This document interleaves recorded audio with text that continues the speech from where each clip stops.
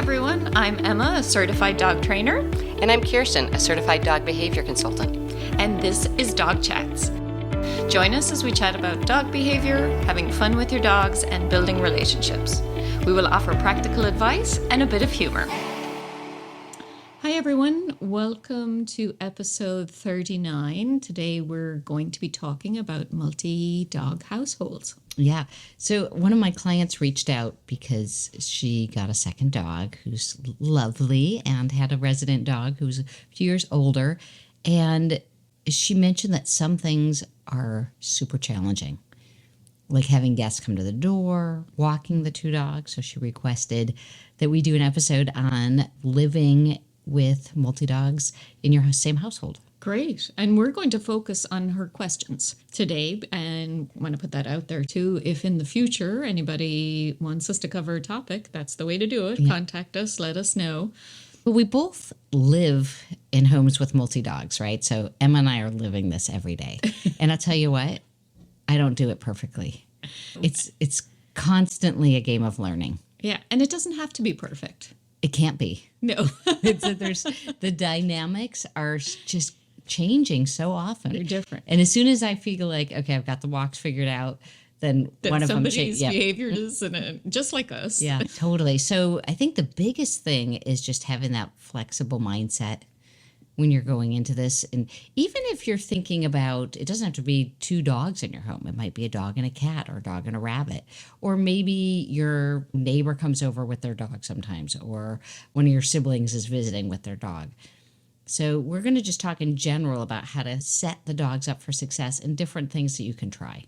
So let's talk about, first of all, the fact that every dog is an individual. You haven't heard us say that before. When you're thinking about getting another dog into the household, you've got to think that it's not just going to be the same. No, it'll be 100 times different.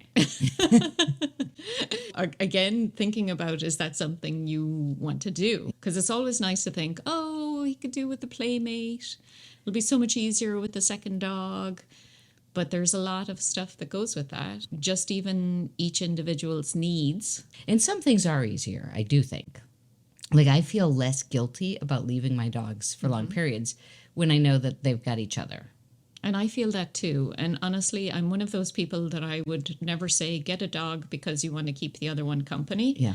But I did that. And it worked. It did work. It did work. It was a little bit of work, but it did work. Because I just felt when I used to come in and see Kiva look at me like, oh, you've been gone a long time. You left me. Yeah, I just felt like she really could do with some company. Yeah. And I did find the right match for that. But it wouldn't be the way I would recommend your reasoning for getting a second dog. Yeah, no, definitely. And you sent me that funny Instagram reel, and I lived that with my labs. I had one lab from Lab Rescue, and she followed me everywhere, especially in the kitchen. I was constantly tripping over her. So I thought, I'm going to get her another lab friend. Well, then I had two labs following me everywhere and two labs in the kitchen. So it doesn't always work out how you plan. It's like anything. There's positive and negatives. Yeah. And the positives are great. Just having the company of two dogs. And like I said, the needs are different. But then as far as the human's concerned, you get different things from both your dogs. Right.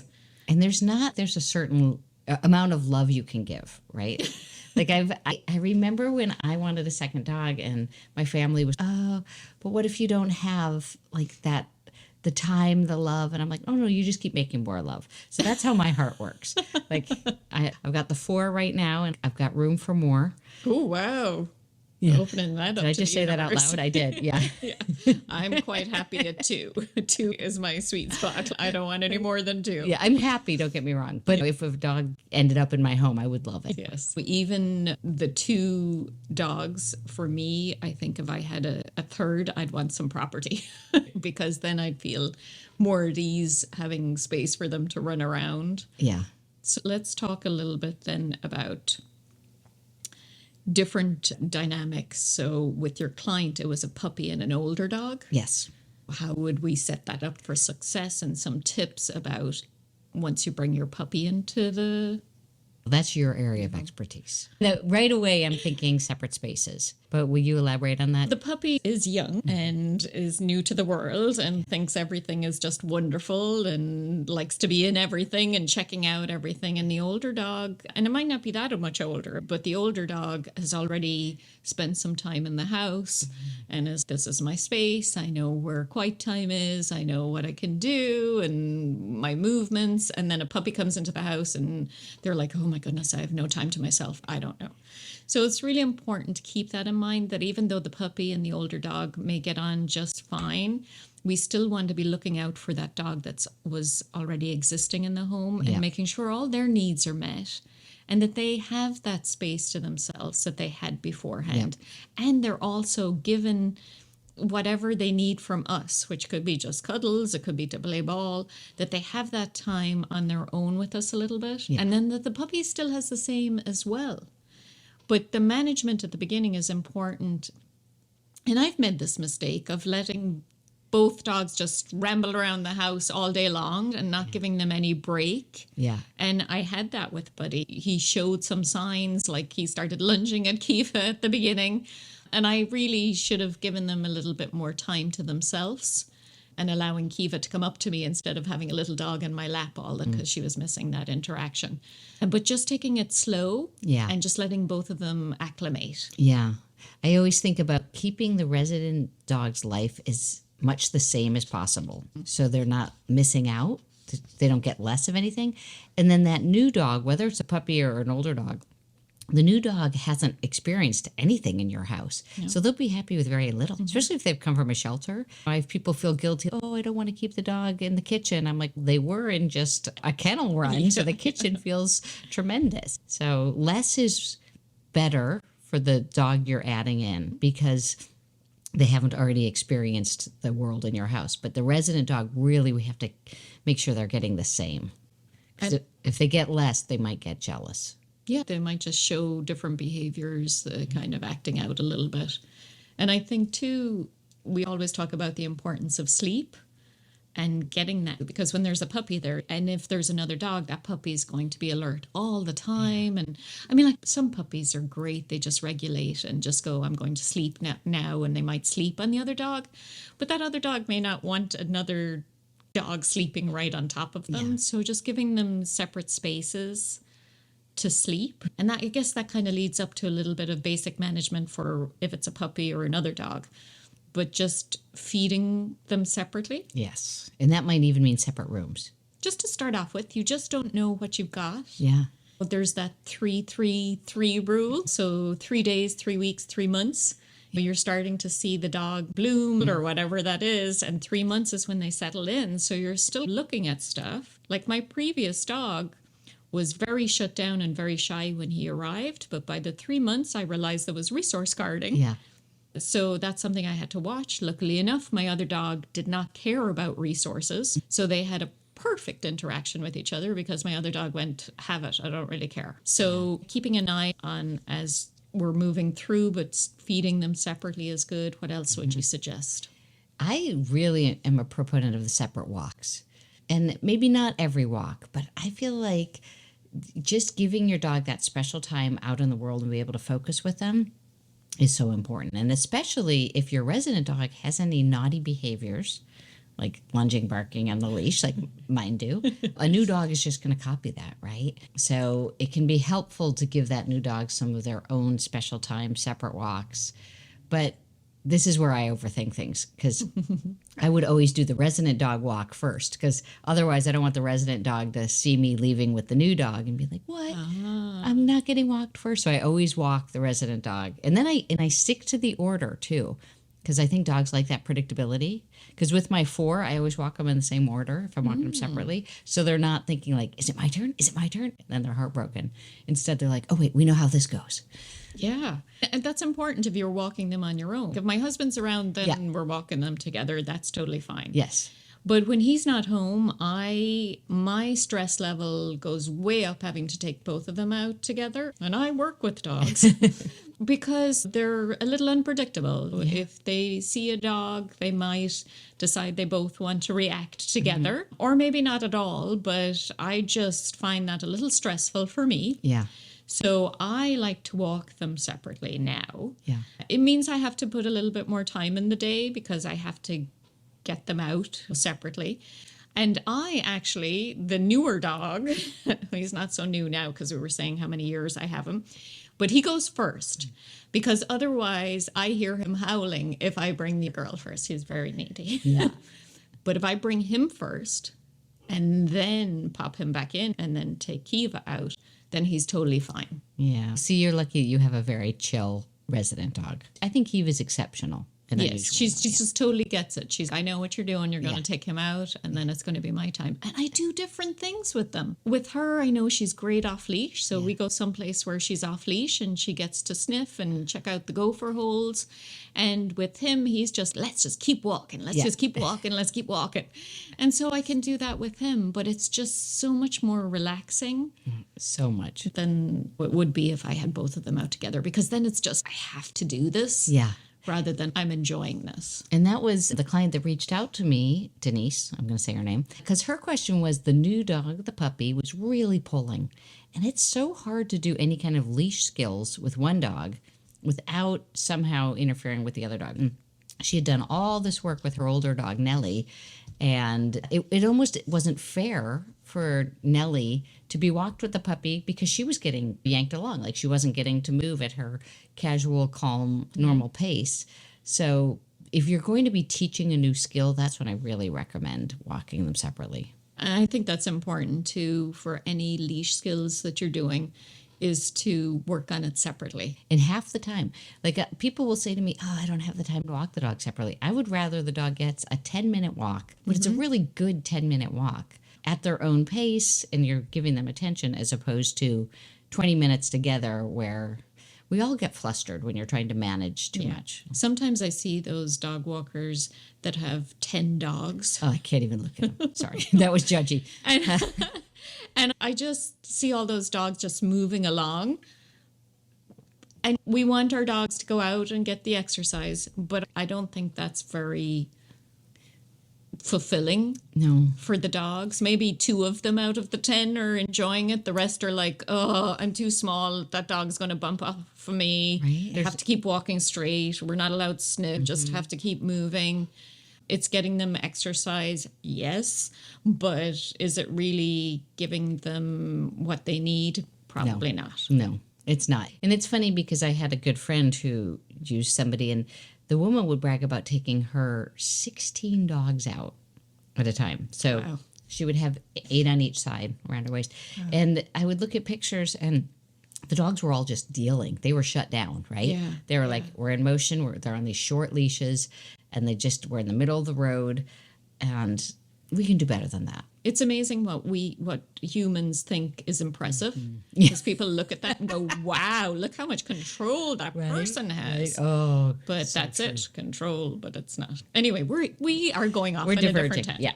So when you're out walking, any other tips for walking dogs? Any things that you like to teach to help with the skills? One thing I think is really important is that the person has to feel comfortable holding the leashes. And there's a lot of different techniques you can do. There's not a right or wrong way. Like when my daughter Finley walks the 2 dogs, she always walks them on either side of her body, and each leash is in their own hands. Sometimes I'm doing that. Sometimes with my littles, I'll have 2 leashes in one hand, so then I have a free hand for treats.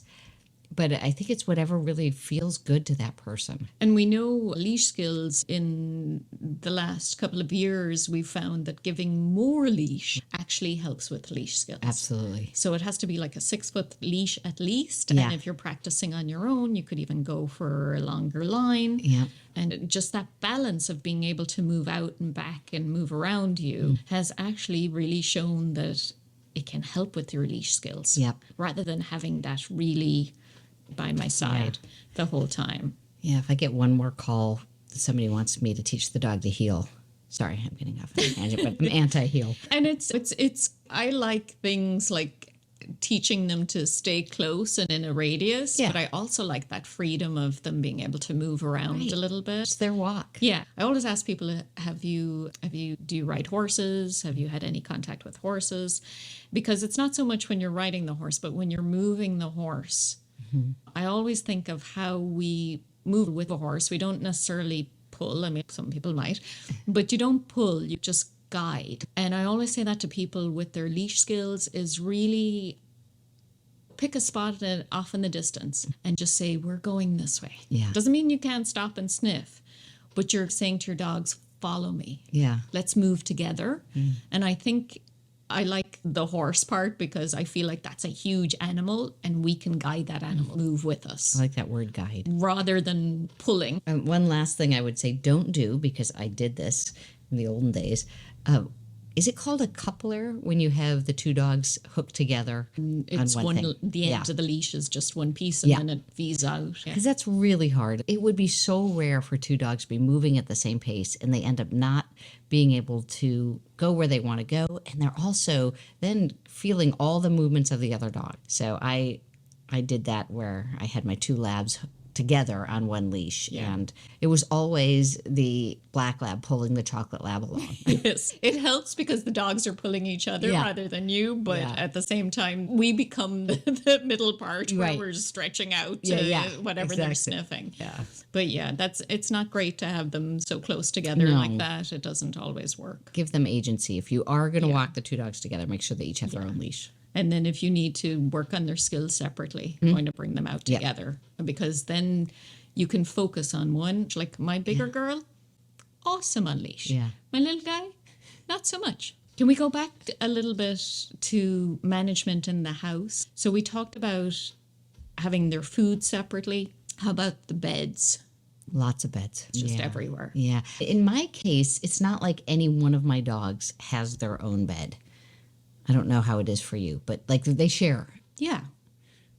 There's one little bed on the couch that I don't think Kiva would try and climb into. That's Buddy's little cozy place. But we have, like looking right now, we have 3 beds here. And then upstairs, there's 3 other beds up there.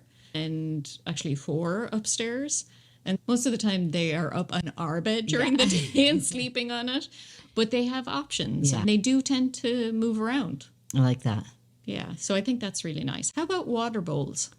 Having several, and you and I talked about this after we had Helen St. Pierre on, thinking about just having that water more accessible in other rooms of the house. And I added one to my bedroom, and I can't tell you how often they now get up and drink in the night Interesting. and how Wow. they've needed that. Yeah, I've started putting another bowl out for Buddy because I just realized I had the water bowl beside Kiva's food bowl.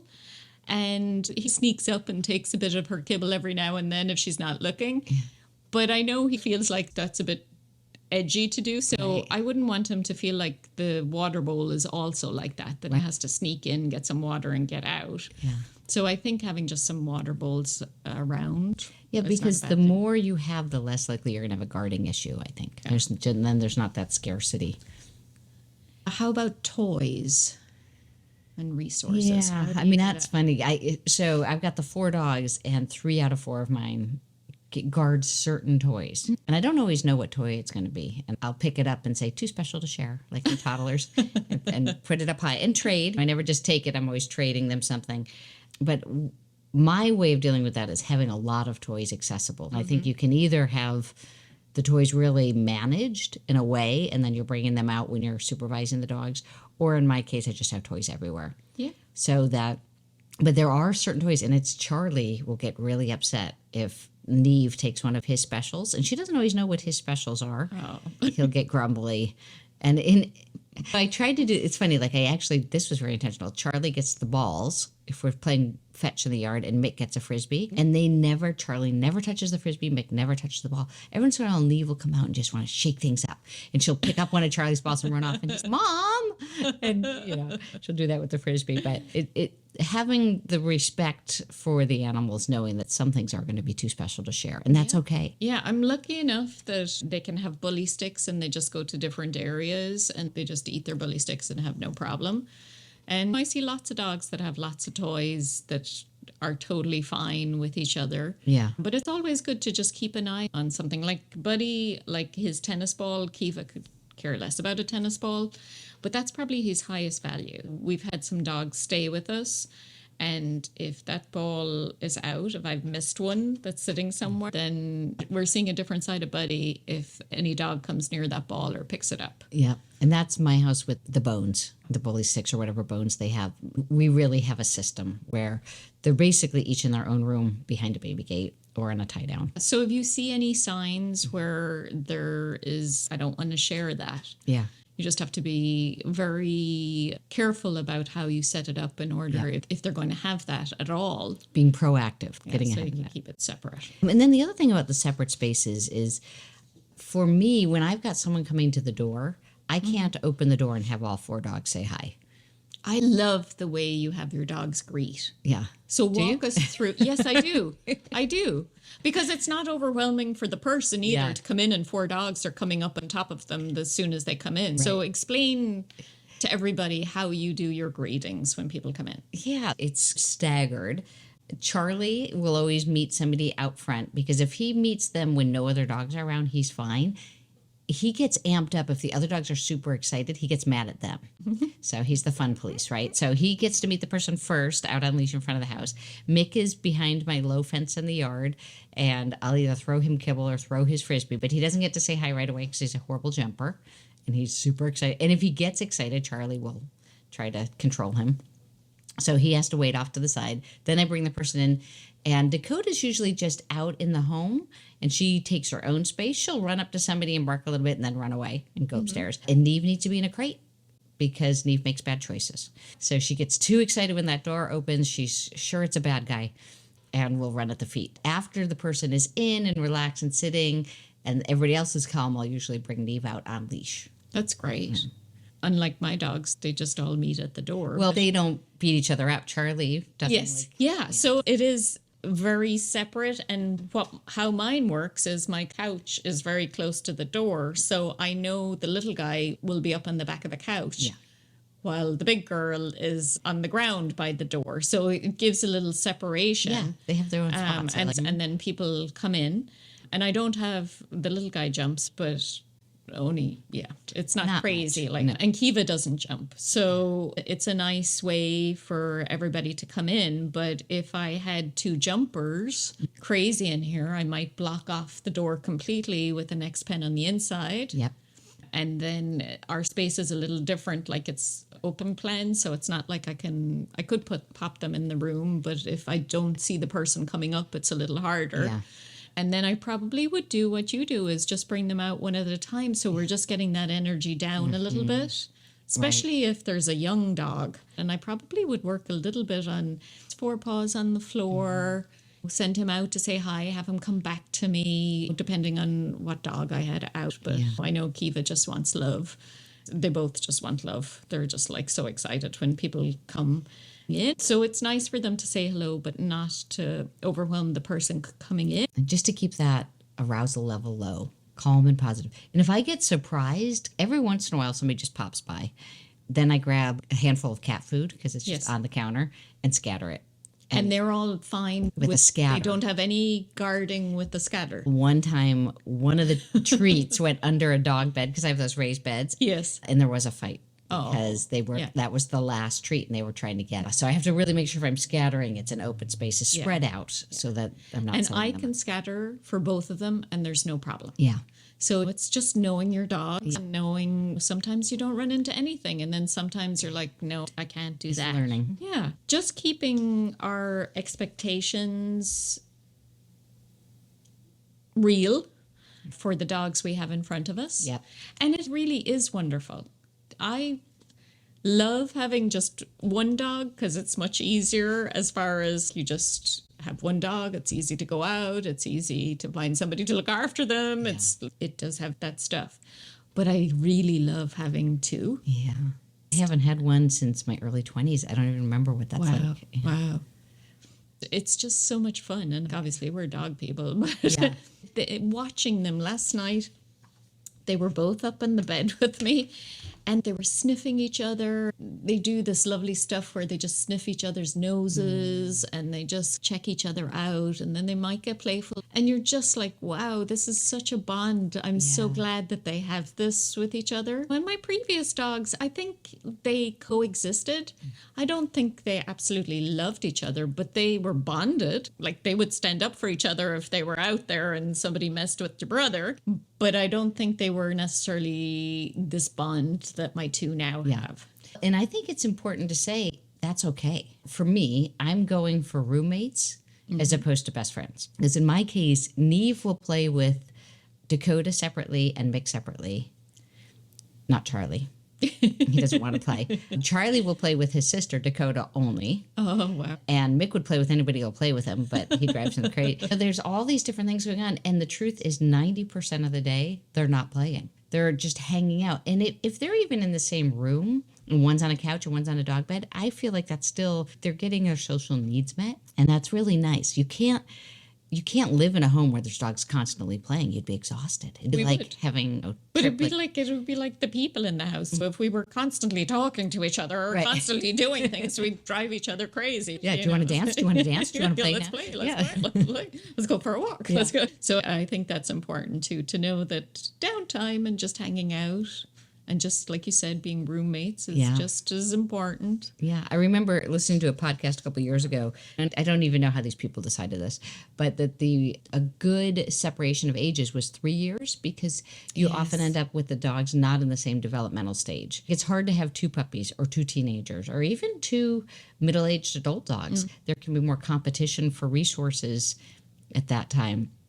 And so thinking about when you're looking to add another dog to your mix, thinking about that 3-year split, I think makes a lot of sense. It is 2 or 3. Depends what you're up for, right? Sometimes you see people with 2 puppies and a new baby, and you're like, whoa, I wouldn't be able for that. Right? No, they're brave. Yeah. So think about it before you do it. Don't think that they're necessarily going to be best pals, but they might be. And does your dog enjoy other dogs? Or do they just enjoy other dogs while they're out, but would rather not have any company when they're at home? Would like to have you just as their person, and that's all they want. But it can be really fun and enjoyable, and personalities are so different. Yeah. You're getting different things for yourself from your dogs as well. So true. And the final point on the going out, I would say also, don't feel like you have to bring all the dogs every time you go out. Because I did that when I had the 2 labs. I never had them apart. And so if I took one to the vet, the other one would literally panic. And I, looking back, wished I did more of taking one on an outing and having the other one at home with a Kong or something. And I think that I mentioned that to you, that Buddy was howling when I was bringing Kiva out first. And I think that is what happened the first year of his life with us. We were always together. And then my husband was traveling, so I decided to take them out one at a time. And Buddy gets FOMO very easily. Yeah. But he got more resilient. He did. He built some grit. Yeah, I get this. I know what we're doing. Like you said, your dogs know the format. He knows now. He goes, I'm going to go first. Yeah. Because I'm always first. Stinker. I think my big takeaway, what I would want to share with people is I think dogs are happier when they get to share their lives with other animals. Maybe not a dog, but some other animal in the home. But don't feel like they have to do everything together. Yeah. So it's fine to leave one of them at home and do something with the other one. And it's often better for you and that dog to build the relationship, to get some special time. Great. And on that, we will leave you until next time. I hope you get some special time. Thanks for tuning in today, and hope you'll join us for our next episode. You can reach Emma at ecdogtraining.com or on Instagram at ecdog_training, and Kirsten at kwhappydogs.com or on Facebook at kwhappydogs. Don't forget to hit subscribe. See you next time.